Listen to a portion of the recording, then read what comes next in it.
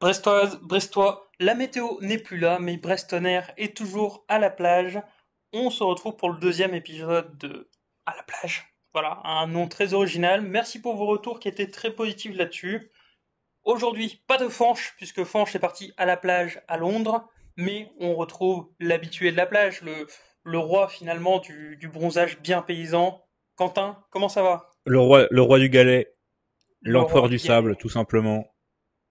Bah, Tout à merci fait. merci de l'invitation, Yann.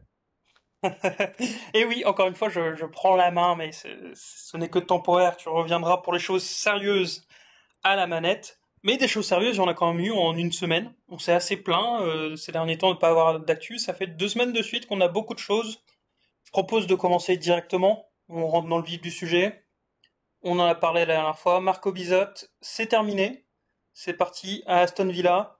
On- Une réaction à chaud, même si on a déjà fait un épisode entier, je pense qu'il n'y a pas grand-chose à rajouter, mais peut-être sur la destination.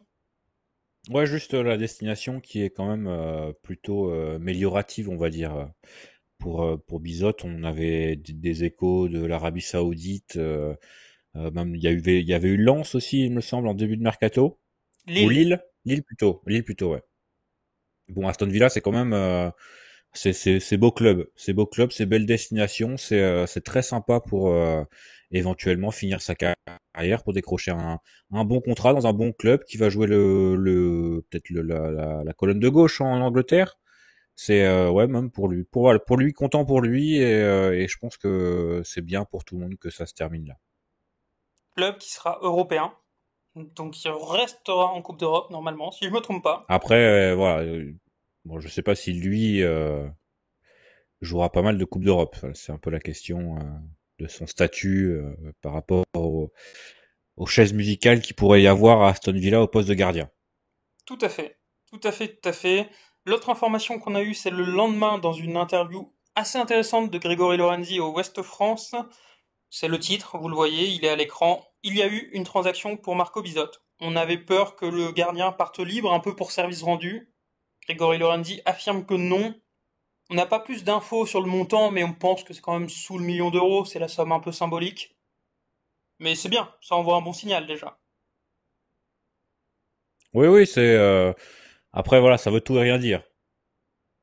Oui, aussi bien c'est 2 euros. Voilà. Voilà, non, mais ça peut être 200 000 comme ça peut être 1 million. Après, peu de chances que ce soit au-dessus d'1 million, même si évidemment on pourrait l'espérer parce que il va en Angleterre, donc on se dit bah ils ont des sous et ils en ont des sous clairement.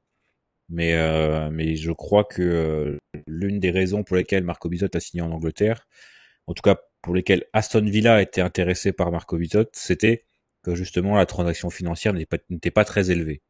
Moi, c'est ce que j'ai pu lire notamment sur The Athletic. Euh, ils voulaient pas payer très très cher pour un gardien qui allait être deuxième gardien de dans leur hiérarchie. Tout à fait. Ça se comprend. Mais c'est bien qu'il y ait un petit quelque chose déjà.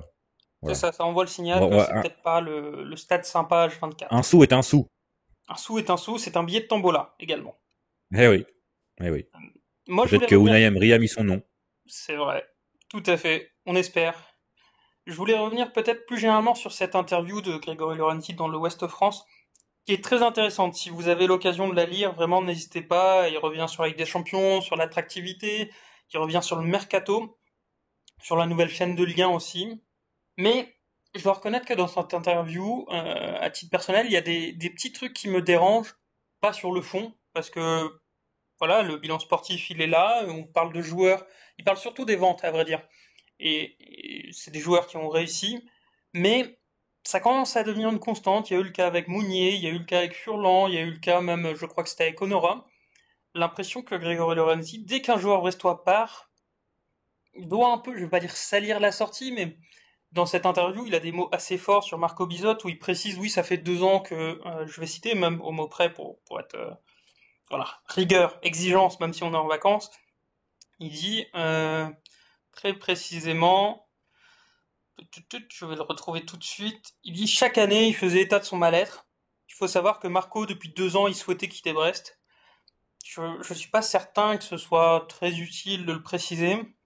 Et juste en dessous, il y a pareil, il revient sur Pereira Lage, qui certes n'a pas voulu continuer à Brest, mais tu vois, il pourrait continuer et juste dire bah voilà, félicitations à lui, c'est dommage, peu importe, on n'a pas trouvé de terrain d'entente. Mais non, il se sent obligé de préciser que de toute façon Pereira Lage, c'est que 6 bons mois à Brest. Sur les 3 ans, 3-4 ans qu'il a passé, c'est décevant.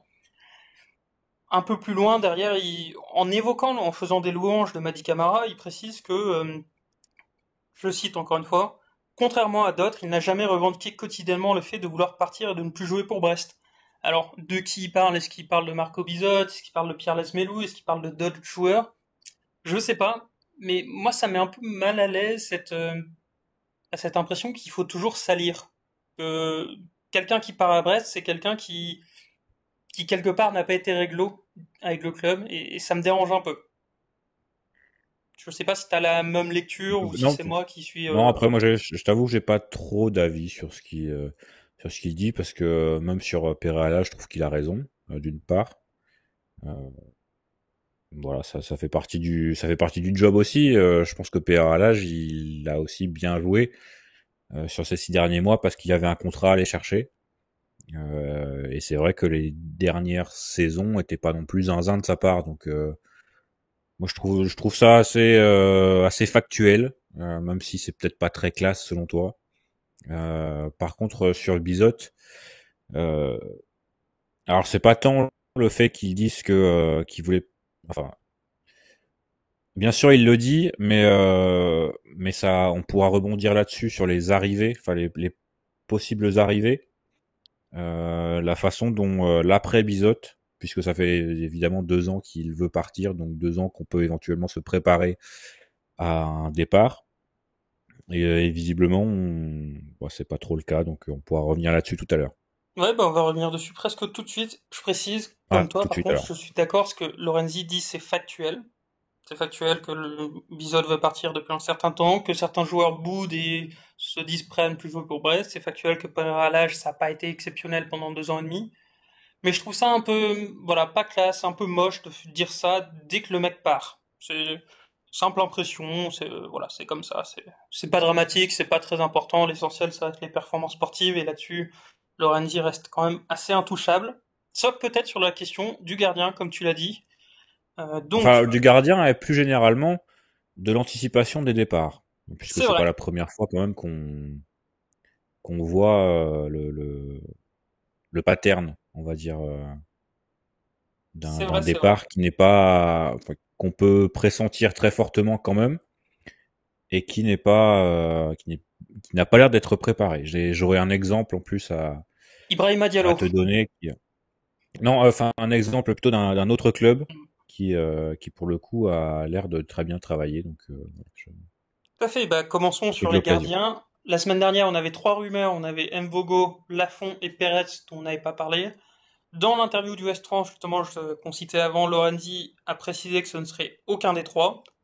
2 noms ont surgi. Le premier, c'est plus qu'un nom, c'est une tête. C'est Arthur Desmas qui est arrivé au Stade Brestois pour finir sa préparation, pour poursuivre sa préparation. Lui qui est libre, formé à Brest, mais à Ploumoguer, je crois. Voilà, il est là. Peut-être qu'il cherche un contrat avec le Stade Brestois, on ne sait pas trop. Et l'autre nom, c'est Maxime Dupé, qui a été révélé par Foot Mercato et dont on parlait sur Brestonner depuis, je crois que c'est 2023, quand même. Et ça, c'est 2 noms qui, toi, ne te contentent pas, si je me trompe pas. Alors Desmas, ça aurait été bien pour un numéro 2. Je suis totalement Euh, d'accord. ce- Ceci étant, on l'a déjà, ce numéro 2. Et je pense pas que ce soit une bonne idée de prendre, on va dire, 2 numéros 1,5, on va dire, si c'est à l'air clair pour toi. Oui, Deux gardiens qui sont pas vraiment meilleurs l'un que l'autre et qui se battraient la bourre sur la saison. Et je pense que même dans la hiérarchie, ce serait pas très très clair. Alors que je pense que enfin, c'est ce qu'on entend régulièrement, même en sélection nationale, c'est un poste qui a quand même besoin d'une hiérarchie assez claire. Donc pas très fan de Desmas. Et pour le coup, Dupé, c'est un peu le même. J'ai un peu la même réflexion. Je pense que il y a davantage d'expérience déjà que Desmas, donc là-dessus c'est davantage positif. Mais on est plus sur, pour moi, un numéro 2 comme il l'a été finalement une grande partie de sa carrière et comme il l'était à Nice cette dernière saison. C'est il remplace quand même un des cadres de l'effectif, quelqu'un qui avait un CV impressionnant, qui était très très solide par ses performances sportives, qui a, je pense, aidé Brest à faire ses belles saisons, ces 4 dernières saisons, à se maintenir puis à se qualifier, aller un peu plus haut.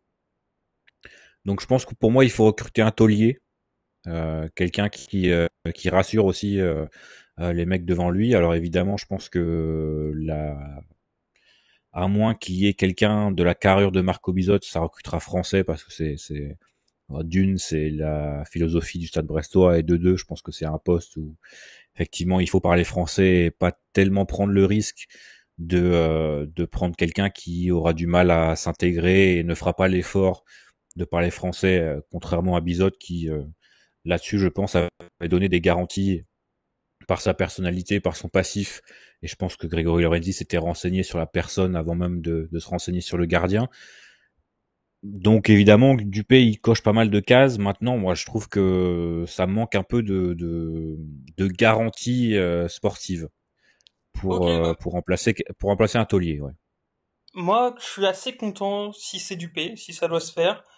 T'as égrené pas mal les arguments, je vais quand même peut-être les préciser. On parle de taulier dans le vestiaire, on parle d'un mec qui a été vice-capitaine de Toulouse pendant 3 ans, qui a connu donc la montée en Ligue 1, un maintien avec des périodes quand même. Toulouse, depuis qu'ils sont en Ligue 1, c'est beaucoup de très bonnes périodes, puis de très mauvaises.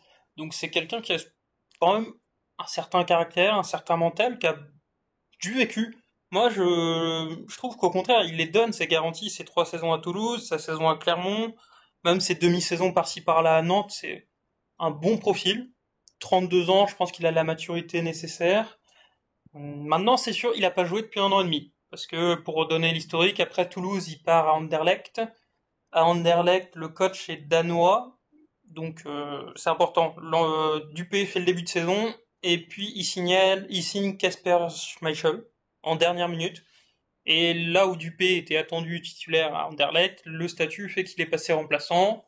Il est revenu à Nice où bah, il s'entraîne quand même régulièrement avec un des meilleurs gardiens de Ligue 1, qui est Marcin Bulka. Mais pour moi, Maxime Dupé, ça reste un gardien qui est fiable. Et c'est ça le mot. Je pense pas que nous, Stade Brestois, on ait vocation à avoir éternellement un des 4-5 meilleurs gardiens de Ligue 1. Avoir un mec fiable, qui globalement te fera pas perdre de points et qui peut t'en faire gagner quelques-uns, c'est bien assez. Et je pense que si on dit que Maxime Dupé est, allez, 10e meilleur gardien de Ligue 1, bah c'est très bien pour le Stade Brestois. Bien sûr qu'on aimerait bien avoir meilleur, plus possible, etc. Mais moi, je serais pas choqué, je serais même assez content d'avoir un gardien comme ça, qui a ses références, qui a pas énormément de boulettes dans sa carrière, qui est un leader de vestiaire. Donc je le vois d'un œil assez positif. Le seul truc négatif, et là je sais qu'on est d'accord, c'est que Maxime Dupé, ça fait 6 mois qu'on sait qu'il va chercher une porte de sortie cet été. Ça fait 2 ans qu'on sait que Marco Bizot va partir. Pourquoi est-ce qu'on est toujours en négociation? Après, Foot Mercato dit que Brest est en avance, mais qu'il y a également Metz et Lorient qui sont intéressés. Donc peut-être que c'est la concurrence, mais c'est un peu regrettable qu'on soit à la mi-juillet, on va entamer bientôt notre 3e match de préparation, on n'a toujours pas notre gardien numéro 1, alors qu'on sait depuis au moins 6 mois et quasiment 2 ans qu'il va falloir le trouver. Oui, c'est même pas une question de Dupé ou pas Dupé, c'est juste d'avoir un gardien. En fait, c'est juste d'avoir là, on voit des rumeurs à droite à gauche. Alors, est-ce qu'elles sont vraies, est-ce qu'elles sont pas vraies? C'est compliqué de le savoir. Mais, euh, mais on a l'impression que c'est la panique, hein, et que le départ de Marco Bizot a pris le club au dépourvu, ce qui semble assez dingue. Et bah, évidemment, on l'avait déjà vu avec Ibrahima Diallo quand il était parti lors du dernier jour du mercato. Il n'y avait pas eu de remplaçant. C'est quelque chose qui m'a marqué personnellement parce que généralement on le voit et dans les clubs qui sont bien structurés, c'est que bah voilà tu sais que un joueur important va partir, bah tu as déjà le remplaçant en tête, une liste de remplaçants potentiels en tête. Là, je te donne un exemple. Il y a donc, bah, on va parler de Nice encore, puisque donc il y a Isaac Jansson, là, l'ailier du Rapid Vienne, qui est parti à Nice pour 10 millions d'euros. Dans la semaine, le Rapid Vienne, donc le club vendeur de Jansson, a était en négociation donc avec un ailier norvégien qui a donc dit qu'il préférait aller à l'AZ Alkmaar. Le lendemain, ils ont signé le remplaçant de Jansson. Donc en une semaine, c'était bouclé, tu avais le remplaçant et tu avais visiblement donc une priorité qui n'a pas voulu signer et une piste secondaire qui a finalement rejoint le club. Je crois que c'est un Belge, si je dis pas de bêtises. Enfin, il a été recruté en Belgique. Donc là pour moi, c'est l'exemple type d'un club qui semble correctement préparer ses affaires. Et Brest, je pense, a eu le temps de se préparer à un départ de Bizot et visiblement, c'est toujours un peu la panique. Donc toujours une grande question de se demander ce qu'on fait entre septembre et juin, euh, notamment la cellule de recrutement.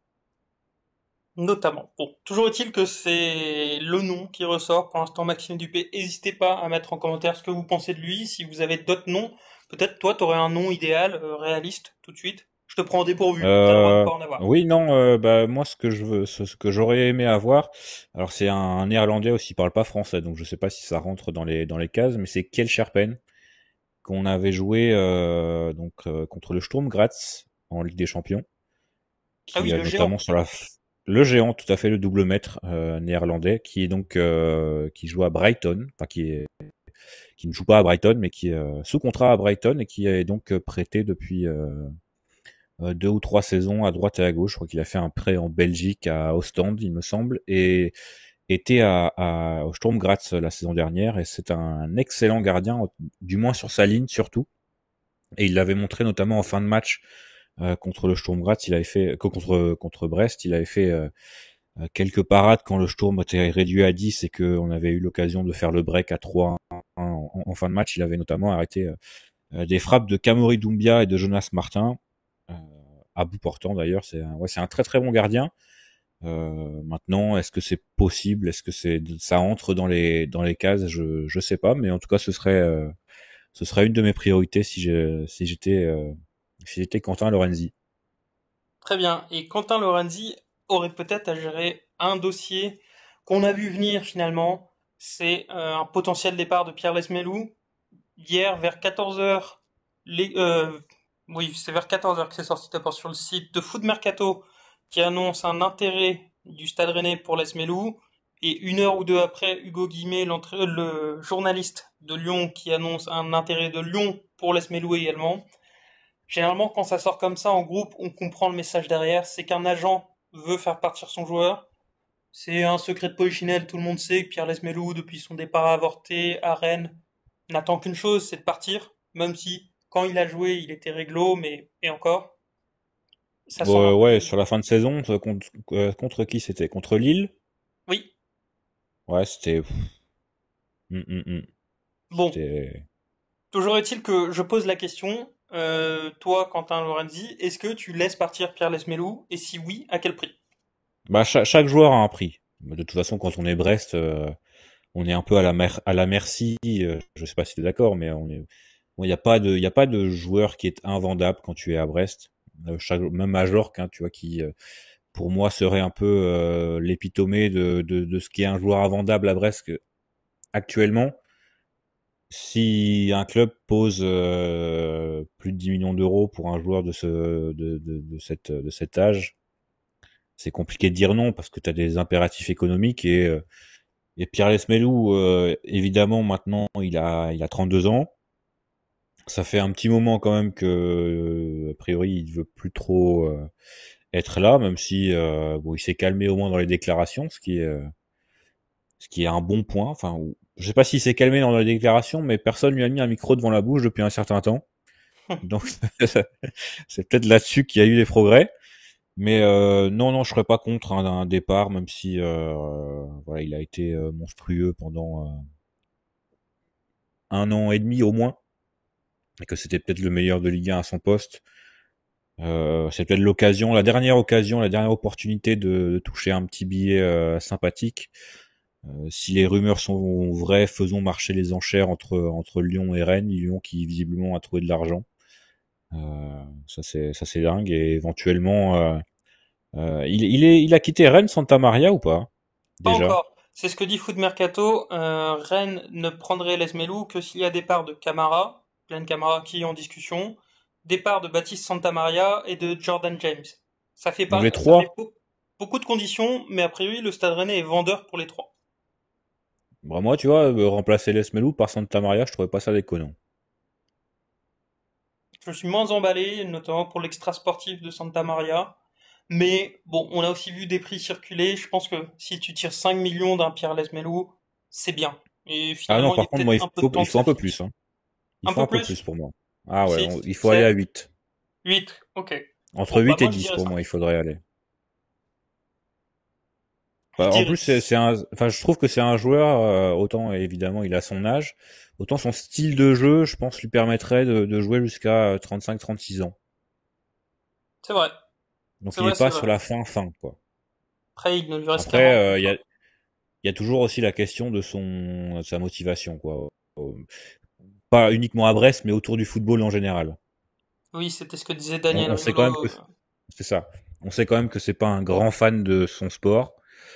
Donc je sais pas s'il aura envie de jouer longtemps au foot, quoi. On verra. Quelqu'un qui normalement jouera longtemps au foot, c'est Junior Manga, le joueur de Strasbourg qui est pisté par Brest depuis quand même plusieurs semaines. C'est surtout sorti aujourd'hui, ce samedi 19 juillet. Et ça fait plusieurs semaines que Brest se renseigne pour l'avoir en prêt avec option d'achat. Les gens font un peu la relation en disant bah si Lesmelou perd, on prendra Mvanga. J'ai quand même l'impression, pour peu que je le suive, que c'est plutôt un remplaçant à Camara, qu'à Mvanga, Ouais, qu'à je suis d'accord. Lesmelou. Ouais. Je suis plutôt de ton avis. D'ailleurs, Camara, bon, il y a pas l'air d'avoir non plus masse rumeur. Et comme l'a dit Grégory Lorenzi, ça a l'air d'être on l'a vu encore sur le match contre Rennes, tout à fait impliqué, en tout cas sur le peu que j'en ai vu. D'ailleurs, il récupère le ballon sur le premier but. Euh, Après, il faut aussi peut-être éventuellement renforcer l'équipe en quantité et en qualité. Donc, il y a quand même eu beaucoup de départs. Donc, on est obligé. Enfin, c'est pas nécessairement un remplaçant à un joueur qui est actuellement dans l'effectif. Quoi. Ça peut être Un plus un. juste un renfort à ce poste parce que bah il peut y avoir des blessures, il peut y avoir des suspensions évidemment, même si ce sera peut-être moins le cas cette saison. Mais ouais, il faut peut-être renforcer l'équipe aussi à l'entraînement, hein, et ne pas avoir à en chier pour trouver 22 joueurs pour faire une opposition, comme ça avait été le cas, il me semble, il y a 2 saisons. C'est exactement ça. Bon, moi ça me va sur le profil, j'aime bien. Mais ouais, Maintenant, en tout cas sur le nom, c'est pas mal, ouais. c'est un prêt, a priori. Ah bah Encore. ça, On fait avec. on tourne en On- rond là-dessus, hein. Enfin, c'est terrible, mais on en a parlé dans l'épisode sur le avec l'excellent Thomas de Point Brest sur les finances, mais ouais, enfin, c'est un éternel recommencement, quoi. C'est tout à fait frustrant, mais c'est la réalité, malheureusement. Tout à fait. L'éternel recommencement, c'est les matchs amicaux. Je l'ai Et regardé c'est ce les victoires matin. contre Rennes. Victoire contre Rennes. Encore, encore et encore. Euh, Format 4x30. Voilà, comme la dernière fois, je propose de faire en 3 points rapides. Je crois que t'as pas pu voir l'intégralité. Non, Je alors sur le vais... peu que j'ai vu, par contre, j'ai beaucoup aimé Junior Diaz. Très bien, bah ça allait être mon premier point. Globalement, très satisfait. Je pense que c'est une performance très aboutie, même si c'est qu'un amical, hein, faut toujours tempérer. Où on sent qu'il y a des bons mécanismes, des bons automatismes, il y a un bon esprit collectif, ça travaille déjà bien ensemble, donc c'est quand même de bon augure. Et Après, notamment sur la... clairement, quand tu regardes en tout cas la première, la compo de la première heure, bon, les C'est mecs se cohérent. connaissent, quoi. Ouais, et puis tu... Enfin, c'est ce que j'allais te demander. Tu vois, la compo, elle est affichée sur l'écran. Démarrer un match de Ligue 1 avec ça, c'est quand même vachement bien. Je pense que si on fait ça, Oui, oui. on est très heureux. Juste à la 60e, si tu es mené, tu as perdu le match, je pense, mais C'est parce vrai. que je pense, ouais, tu peux au niveau de Joker, t'es un peu dans le dur, mais clairement, ouais, ça c'est une belle équipe et une équipe surtout qui se connaît bien. Je pense que un avantage par rapport à certaines équipes qui sont encore dans le jus niveau construction d'effectifs. Tout à fait. Bon, après, il y a peut-être deux des trois milieux qui vont partir. Faudra faire avec. Mais on espère avoir des arrivées, un effectif au complet. Et le dernier point qu'on allait quand même souligner, c'est le but d'Ibrahim Kanté, le jeune de 17 ans, qui n'a pas fait un très bon match, hein, soyons honnêtes. Mais il marque. La formation brestoise est suffisamment à la peine ces dernières années pour pouvoir le souligner. Souligner aussi le fait que Raphaël Le Guen en défense centrale est sans être éclatant, mais on comprend que c'est un joueur qui peut être dans un groupe professionnel au quotidien, tout comme Saliou Diop. Donc pourquoi pas. On se contente de peu, mais c'est déjà ça. On ne l'avait pas les dernières saisons. Il faut que ça démarre quelque part de toute façon. C'est ça. C'est ça. Peut-être Donc que ça démarrera à Castel di Sangro contre le Napoli, puisque c'est le nouveau match amical qui a été annoncé. C'est vachement bien. ça c'est sympa. C'est très sympa. On C'est aimerait bien c'est l'avoir à sympa. domicile.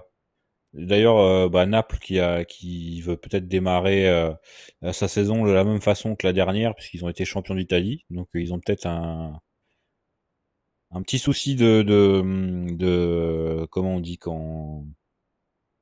Enfin, ils veulent refaire tout Superstition. pareil. Ouais, exactement, la superstition. Pardon, j'avais oublié le mot. Pour retrouver, faire la même préparation pour retrouver la même finalité peut-être. Mais ouais, c'est toujours sympa de voir de voir Brest jouer un peu du gros calibre européen, parce que je pense que le Napoli ça fait partie du gratin européen maintenant. Et dommage juste que ce soit pas le blé, quoi. C'est ça. Et le dernier amical ne devrait pas être à Le Blé non plus, malheureusement. Le nom devrait arriver dans les prochains jours, on l'espère. Alors, quel serait ce dernier match amical? On ne sait pas encore. Comme je l'ai dit, on sait que ça ne sera pas Le Blé. Certains disent que ça pourrait être à Castelli-Sangro, justement, dans le cas du déplacement en Italie. C'est vrai que ça serait un peu bête de se déplacer juste pour un match. Auquel cas, j'ai regardé les adversaires du Napoli à cet endroit. Ils joueront, bon, le Stade Brestois, bien sûr. Ils joueront également l'Olympiakos et Riron. Enfin, voilà, Rirona. L'Olympiakos a déjà 8 matchs amicaux sur sa pré-saison, donc je serais un peu surpris que ce soit eux. Mais potentiellement, ça peut caler un match contre Riron ou potentiellement un match contre une équipe locale. On ne sait pas. Mais dans tous les cas, Après, est-ce qu'il y a il y a un stage annoncé en Italie? pour l'instant, non, on ne sait pas. Mais je trouve que ça serait très bizarre de se déplacer juste pour un match. Enfin, je sais pas, je trouverais ça un peu bizarre. Bah, ça coûte cher. Ouais, et puis ça te sort du tout confort, ça te sort de ta pré-saison. Enfin, bon, c'est mon interprétation. Ça sera 2 semaines avant la reprise de la Ligue 1. Voilà, très rapide point d'information. On a eu la programmation des 2 premières journées de Ligue 1. Première journée, réception de Lille, ça sera le dimanche à 15 heures. Premier match d'Olivier Giroud, je pense que c'est pour ça qu'on sort peut-être un peu du multiplex. Je signale sur ce match-là que les billets sont évidemment déjà en vente. Et chose assez surprenante par rapport à la dernière saison, c'est qu'on a quand même à peu près 200 places en tribune Quimper qui sont toujours disponibles.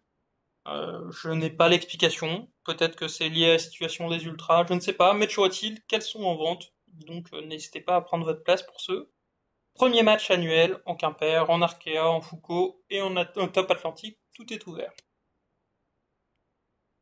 Et le deuxième match, c'est le déplacement à Toulouse le 24 août, où là, retour à la normale. On se retrouve dans le bon gros multiplex du dimanche à 17h15. Voilà, tu seras contre Lille, toi, Quentin? Normalement, il y a pas de raison. Par contre, je serai pas à Toulouse, contrairement à il y a un an et demi. Déplacement à Toulouse qui se passe plutôt bien depuis quelques saisons. C'est vrai, Donc pourvu que ça dure. c'est vrai, c'est vrai. Pourvu que ça dure, mais la question, c'est la reprise. Est-ce que ce sera avec ou sans les ultras? On a eu un article de l'équipe qui officialise un peu ce qui se sait, ce qui se dit en coulisses. Le sous-préfet du Finistère est proposé aux deux groupes de supporters, les Celtic Ultra et les Ultras brestois, de s'autodissoudre pour recréer une association juste en modifiant les statuts et en intégrant certaines composantes plus ou moins imposées par le club et par la sous-préfecture. Les deux groupes ont fait des choix différents. Les Celtic Ultra ont choisi l'autodissolution, mais du coup, bien précisé, c'est une autodissolution, mais ils vont se reconstituer de suite, Donc concrètement, à la reprise le 17 août, il y aura toujours le Celtic Ultra, il y aura toujours leur banderole, ils seront toujours là dans le stade pour mettre de l'animation, il n'y a pas de souci. Et ça devrait être également le cas des ultras brestois qui, eux, refusent l'autodissolution et qui sont donc prêts à défendre leur dossier jusqu'au ministère de l'Intérieur. Pourquoi? Pourquoi ce choix différencié? Il n'y a pas forcément de meilleure solution ou quoi que ce soit. C'est juste qu'on a deux situations très différentes. C'est bien dit dans l'article de l'équipe. Je me suis permis de découper comme ça un petit passage où ils expliquent que les Celtic Ultra sont Un plus dossier un peu plus impliqués. chargé. Voilà, le dossier est plus chargé, notamment sur celui de la RN12, là où les ultra brestois considèrent qu'ils ont peu de choses à se reprocher. Donc évidemment, plein soutien aux ultra brestois qui, on le sait, font vivre l'ambiance du Stade brestois depuis plusieurs années avec les Celtic Ultra, mais qui en plus se caractérisent par une bonne implication dans la vie locale, hein. On sait, il y a les initiatives Les Doudous pour l'hôpital, pour les... Voilà, il y a plusieurs œuvres caritatives. Il y avait eu Jean Sim qu'on embrasse qui avait fait Brest-Gelsenkirchen au nom des ultras brestois pour une association en faveur des enfants malades. Enfin, voilà, il y a plein de choses qui font que les ultras brestois, on l'espère, pourront continuer leur activité et pourront retoquer cette décision du sous-préfet. Maintenant, ce n'est pas à nous de décider, tout simplement. Mais voilà, c'est le message positif qui était peut-être pas assez clair dans l'article de l'équipe, c'est qu'à la reprise le 17 août, les deux groupes seront là, mettront l'ambiance, donc pas de souci. C'est une bonne nouvelle. Tout à fait. Je sais pas si tu as un élément là-dessus. Non, bah après c'est compliqué pour nous même de se prononcer parce qu'on a On n'a pas les c'est dossiers. que- on a ni les dossiers ni je pense l'expertise pour savoir jusqu'où ça peut aller et comment. Donc ouais, juste soutien aux personnes concernées dans ce dossier et en tout cas pour les UB, je pense effectivement que je vois pas ce qu'on leur reproche concrètement. Donc ça a l'air plus d'être un dossier commun ultra brestois. Je sais même pas si le sous-préfet connaissait la différence entre les deux groupes et a préféré juste bon, on va faire les deux parce que voilà, c'est plus facile et ils sont dans la même tribune. Voilà. Mais je pense que les UB n'ont pas grand-chose à se reprocher concrètement et ça fait 35 ans que ça dure. Exactement, on a la référence. Alors, l'autre actualité, c'est allé très vite. On a sorti la semaine dernière à la plage 1 où on évoquait les zadistes qui prenaient enfin qui faisaient le siège de l'Arkea Park. Bon, on avait enregistré, je crois, le dimanche, le lundi, l'épisode était sorti, la ZAD était déjà terminée. Ça Mais picote un peu. ils étaient prêts à rester sur la durée, hein, ils l'avaient dit. Ils l'avaient dit. Après, ils pourront peut-être revenir. Pour le coup, ça, on ne sait pas, on ne peut pas en préjuger. Mais concomitamment, qu'est-ce qui s'est passé? C'est que la commission d'enquête a rendu son verdict et ses conclusions. Elles sont affichées à l'écran. Elles tiennent finalement en deux lignes. La commission d'enquête considère que le projet Arkea Park est justifié et présente un caractère d'intérêt général. Aussi, elle émet un avis favorable. C'est la conclusion d'un rapport qui fait quand même, je crois, c'est 57 pages, plus presque 200 pages d'annexes. Je vous ai mis le lien, vous pouvez aller le regarder si vous voulez. C'est assez bien fait, ils prennent thématique par thématique, ils disent bah les gens ont dit ça dans le sondage, il y a telle réponse, on a enquêté sur ceci. On entend beaucoup de gens se plaindre qu'il n'y ait pas eu la publication de l'étude quant à la rénovation de Francis Leblé. C'est présent en annexe à partir de la page 91. Voilà, vous pouvez regarder.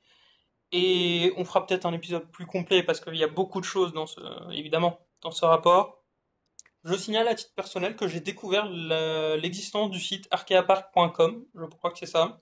Le lien sera en bio, qui est un site dédié au nouveau stade avec des belles photos, bien sûr, de projection. Tout un argumentaire sur 10 points pourquoi l'Archeapark est nécessaire, vous les voyez à droite. Et c'est très bien fait, c'est finalement assez ergonomique, c'est didactique, donc n'hésitez pas à les regarder pour saisir un peu les différents enjeux. Et voilà, je pense qu'on n'a pas grand-chose de plus à dire sur l'actualité, il faudrait vraiment creuser sur ce qui se passe. Voilà, Qu'est-ce que analyser c'est un long peu. quand même pour faire un stade, hein. C'est vrai, parce que là, la construction n'a pas démarré. Non, non, c'est presque plus long de savoir si tu peux construire que le construire en lui-même. Possible. C'est Ce possible, c'est possible. qui, bon, il y a le côté aussi où c'est quand même important de que chacun ne puisse pas faire ce qu'il veut non plus, mais quand même quoi. Hein.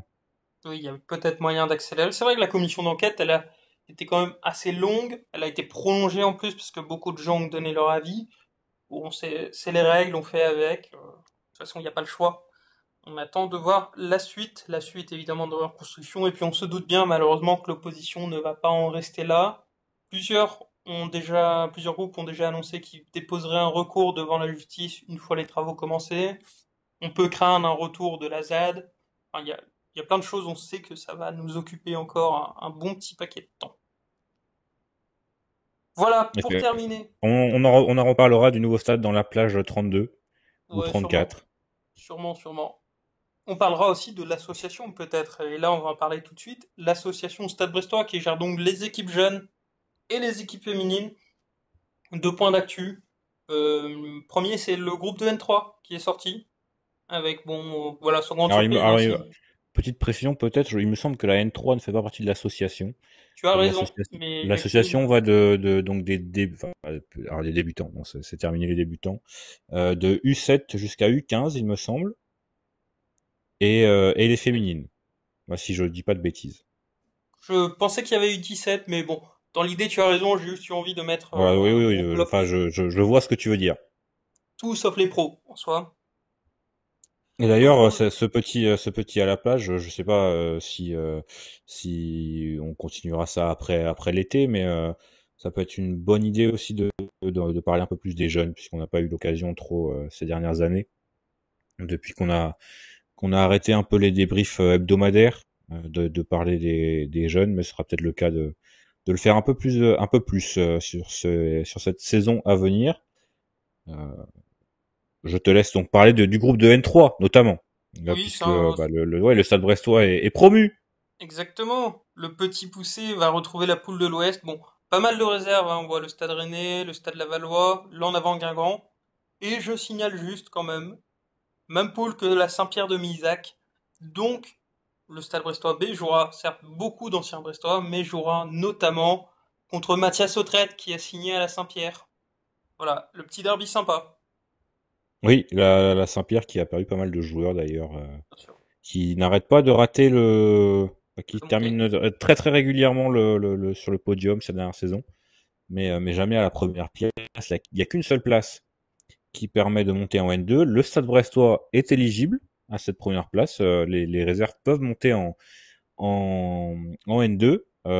Ceci étant, je pense que et c'est bien logique, le, euh, l'objectif pardon sera de rester en N3, ce qui est déjà rien que pour l'image, hein, c'est comme davantage positif que de jouer au niveau régional.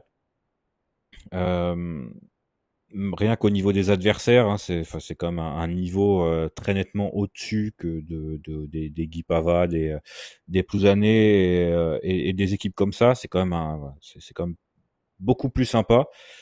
Euh, Nouvel entraîneur également pour la N3. Je sais pas, c'est pas marqué sur l'écran, mais c'est annoncé notamment par le Télégramme. Donc puisque donc Franck Cardiles et Olivier Aurillac vont s'échanger leur rôle. Olivier Aurillac va donc prendre la N3, lui qui était au U19 ces dernières saisons, qui était passé par la U17 également et qui entraînait également l'équipe de Youth League.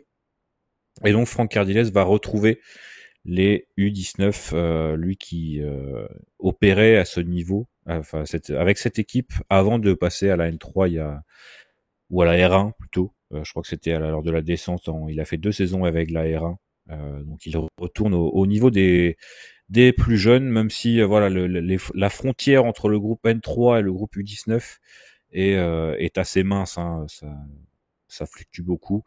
D'ailleurs, je pense que les jeunes vont soit en reprise, soit ne vont pas tarder à reprendre.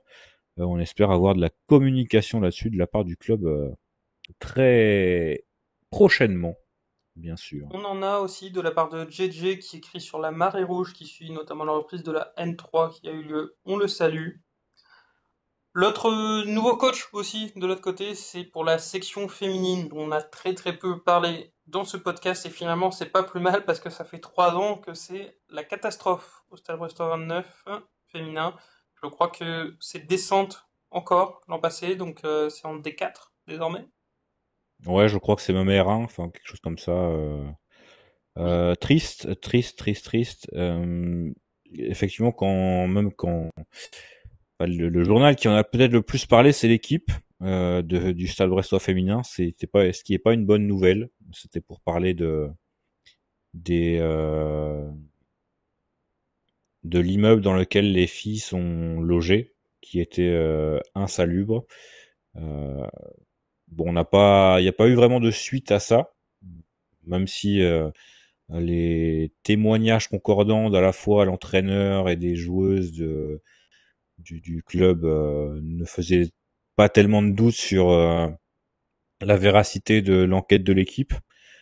Depuis, ouais, c'est vrai qu'on n'a pas eu trop de nouvelles, mais ouais, ce qui est sûr, c'est que la section féminine du Stade Brestois C'est ne va pas compliqué. très bien. Ouais, 2 descentes en 3 ans. La dernière descente, c'est pour une erreur administrative en plus, hein. On avait perdu 4 points en faisant jouer une joueuse suspendue, si je me trompe pas. C'est ça. Bon, on espère que finalement le retour d'une carte locale peut amener du sérieux et de la stabilité. Cette carte locale, c'est David Bouard, qui, si je me trompe pas, avait précédemment entraîné à Guipava, où ça s'était pas très bien passé, et avec l'équipe masculine, et qui depuis n'a pas entraîné. Je peux me Qui tromper. n'était pas resté très longtemps d'ailleurs, je crois, à Ipava. Hein. Bon, voilà, on lui souhaite évidemment tout le meilleur, toute la réussite. Peut-être que finalement partir de plus bas, ça permet d'avoir quelque chose de plus stable parce que c'est aussi une réalité, hein. Faut regarder l'effectif de la section féminine. Tous les ans, il y avait, je sais pas, 30, 40 changements, quelque chose comme ça. Donc, Ouais, bah après c'est compliqué aussi au niveau féminin parce qu'il n'y a pas tellement de contrats, c'est donc vrai. les joueuses ne sont pas liées à qui que ce soit. Je sais quand elles étaient en D2, il y a pas si longtemps que ça, il y avait on va dire une dizaine de contrats fédérales, mais généralement c'était des contrats sur un an, donc ils étaient soit renouvelés, soit les filles pouvaient partir ailleurs. Et malheureusement, je pense que la gestion les résultats de la section féminine tient aussi d'une gestion qui n'est pas au top du top. Donc, on n'est pas tellement surpris, on n'est pas non plus optimiste au réveil de cette section féminine. Alors que au niveau de la formation, c'était plutôt pas mal. Les résultats étaient plutôt bons, mais ça ne suivait pas au niveau au-dessus, au niveau des seniors. Donc, voilà, c'est dommage. Ça avait bien commencé, hein, cette section féminine ça fait une petite dizaine d'années maintenant. C'était bien parti. Et puis c'est les autres. Enfin, il y a eu une arrivée massive, hein, des clubs professionnels au niveau féminin. On a vu Le Havre, Nantes par exemple, se structurer très très rapidement et investir pas mal. Là où Brest ne l'a pas fait et du coup a été tout simplement dépassé, hein, par ces clubs-là. On voit Rennes maintenant aussi investir pas mal dans sa section féminine, et je serais pas surpris de voir Rennes dépasser Brest très très prochainement. Même si je crois que les deux clubs se sont affrontés en Coupe de France cette saison, et Brest l'avait emporté, mais face à un Rennes qui donc débute. Hein, je crois que c'est sa deuxième saison euh, au niveau féminin, et après 2 montées, hein, il me semble, doit jouer en R2 actuellement ou quelque chose comme ça. Donc il y a plus qu'une division d'écart, il me semble. C'est un peu voilà, c'est pas surprenant malheureusement. En effet, pas surprenant. Bon, pas de surprise globalement dans cet épisode à la plage 2. On se retrouvera pour le prochain épisode, soit la semaine prochaine, soit celle d'après. On verra. C'était encore une fois très dense, en tout cas. Peut-être, dernier élément de calendrier, j'ai oublié de le mettre, mais prochain match amical, c'est ce vendredi, à Dinan de nouveau, face au Havre. Voilà, encore à retrouver sur YouTube avec une très belle qualité vidéo, d'ailleurs c'était très bien, et une très belle charte graphique, globalement, pour l'été, pour le Summer Tour. Donc on le dit quand C'est c'est pas vrai ça, bien, c'est là vrai, disons-le, c'est très bien. C'est vrai, c'est vrai. Il y a même au niveau de communication, c'est pas trop mal. C'est juste dommage que j'ai été sur le site internet du Stade Brestois. Je me suis égaré sur internet. Voilà, j'y suis allé et il y a pas mal de choses sur lesquelles on était passé à côté parce qu'il n'y a pas de communication. Par exemple, il y a eu pas mal de travaux. Il y a pas mal de travaux actuellement à Penn-Hélène avec donc le remplacement du terrain en herbe, donc du haut, pour ceux qui voient à quoi ça correspond, qui a été donc remplacé par un deuxième synthétique. Donc il y a deux synthétiques à Penn-Hélène, ce qui est, on va dire, bien mais pas top. Parce qu'on préférait quand même avoir des terrains en herbe, au moins un, pour s'entraîner et pour pouvoir s'adapter, hein, parce qu'il y a des clubs, quand tu te déplaces, qui sont sur herbe naturelle. Et il y a aussi donc le bâtiment, l'ancien vestiaire des pros, quand le Penn Hélène était le centre d'entraînement des professionnels, donc près 2016, il me semble, si je dis pas de bêtises, qui a été rasé, qui a été complètement rasé, donc il n'y a plus rien. Et par contre, il y a une extension du bâtiment du haut, celui que tout le monde voit quand on passe, comment ça s'appelle cette rue, qui remonte. On ne sait pas. Rue de Je l'ai Rue du plus. Bot. Je crois que c'est rue du Bot. Donc la rue qui va jusqu'à la route de Quimper finalement. Euh, Il y a une extension qui a été faite provisoire, il me semble, c'est marqué sur le site internet, pour que les compétitions puissent se maintenir avec donc des vestiaires, j'imagine, que ce soit à la fois pour les équipes du stade, mais également visiteuses, ainsi que les arbitres. Donc voilà, il y a maintenant que le Stade Brestois a racheté le terrain les terrains de Penn-Hélène, puisque c'était auparavant propriété de la ville, ça l'est maintenant au Stade Brestois. Le Stade Brestois investit, ce qui est agréable à voir pour ces équipes de jeunes et féminines. Donc voilà, c'est sympa, mais on était passé à côté parce que je sais pas si tu avais vu ça, toi, passer sur les réseaux sociaux. Pas du tout. Mais étant donné qu'on n'a pas non plus le réflexe d'aller sur le site internet du club, parce que généralement, on va pas se mentir, il n'y a pas grand chose de valeur ajoutée, bah on était passé à côté. J'y suis allé cette semaine et je suis tombé sur ça et bah, c'était une belle surprise. Voilà, mon cher Yann. Eh bien, une belle surprise. On finit sur ça. On espère en avoir d'autres dans les prochaines semaines. On se dit à tous à très bientôt. On l'espère avec la signature du prochain gardien. Et on vous souhaite une bonne plage alors que, condition du direct, il commence à pleuvoir comme vache qui pisse. Kenavo. Allez, bref. Salut, allez Brest.